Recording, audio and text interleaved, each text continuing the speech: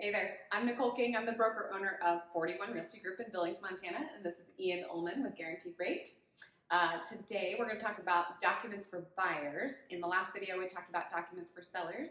There's a ton of documents for buyers, a lot of which centers around that pre-approval process and the buyer's needs analysis that we talked in previous videos about. Yeah. Can you give us a quick refresher about difference between pre-qual, pre-approval, documents needed, and how long it takes you to get somebody through the pre-approval process? Yeah, definitely. So the pre-qualification versus pre-approval. Pre-qualification is you give us your information, we believe you, we run your numbers based on that, we pull credit and say, yep, they look good.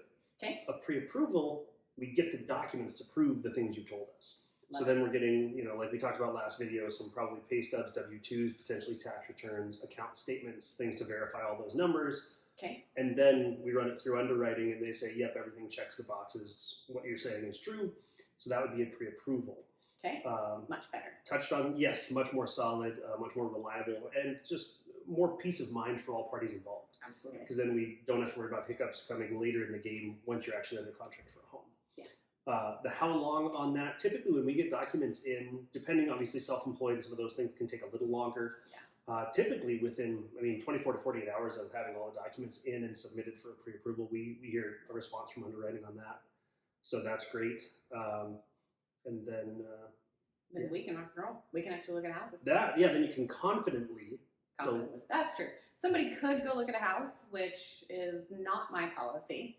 So one of the most important things, the biggest mistake that I see a buyer make is they're online before they're actually ready to purchase a home. They fall in love with something, they contact the agent, they go look at the house and they absolutely love it, and they haven't even talked to a lender yet. They don't even know if they can actually buy the house or anything.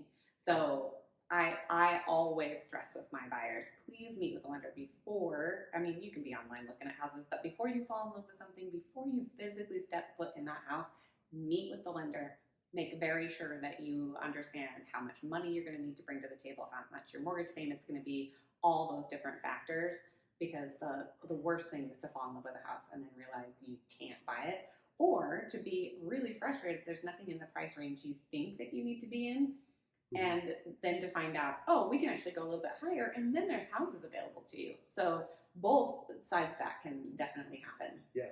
And then it's my policy not to show houses without that letter from the lender. There are other documents like the relationships and consents in real estate that set forth the duties of the agent to their client, the client back to the agent, disclosure duties to the other side and to the lender and the title company and that kind of stuff. Those documents are not required prior to looking at houses, but they are required before making an offer. So I usually trust that a buyer, if they're sitting down with me and doing that entire buyer's needs analysis, they're sitting down with a lender doing all those things, I trust that they're going to continue working with me. I don't make them sign the relationships and the buyer broker right then. It is required at the time that you make an offer, though. So those documents do have to get signed.